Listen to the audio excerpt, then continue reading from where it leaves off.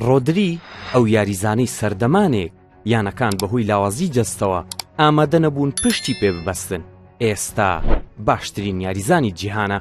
ڕۆدریگۆ هێرناندێز لەدایک بووی ساڵی 1996 وڵاتی ئیسپانیایە و لە ساڵی 2007 لە ئاکادیمیای یانەی ئەتلەتیکۆ مەدریدی وڵاتەکەی دەستی کردووە بە یاری دڵخوازی خۆی کە تۆپی پێیە. ئەو ناوڕاستکارە ئیسپانیا بەردەوام بوو لە ئەکادیمیای ڕۆز بلانکۆس تاوەکو ساڵی 2012، بەڵام بەرپرسانی قوتابخانەی ئەو کاتەی ئەتلەتیکۆ لەو کاتەدا وا بیر دەکەنەوە ڕۆدری جەستەی لاوازە و ناتوانێت خزمەتێکی باشی یانەکەیان بکات، هەر بۆیە بڕیار دەدەن بیفرۆشن بەیانەی ژێر دەریاییەکانی ڤیاڕیاڵ.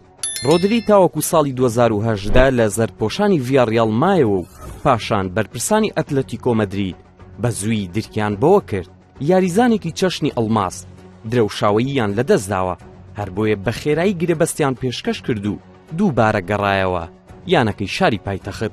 کوڕە بێدەنگەکەی ئیسپانیا لە ئەتلەتیکۆ هێندە نەمایەوە. پاش ساڵێک گەورە ڕاهێنەری تۆپی پێ پیپ گواردیۆلا بیرمەندی بۆسکێتی لە قاچەکانی ڕۆدری دابینی و بە 80 ملیۆن یۆرۆ گواستیەوە یاریگای ئیتیحاد.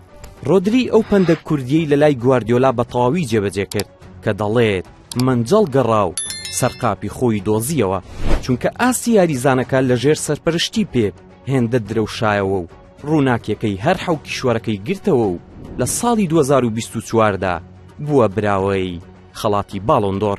کوڕە ئیسپانیەکە تەنیا لە تۆپی پێدا سەرکەوتنی بەدەست نەهێناوە، بەڵکو لە خوێندندا تا ئاستێکی باش ڕۆیشتووە و بڕوانامەی بەکالۆریۆسی هەیە لە زانستی دارایی و ئابووریدا.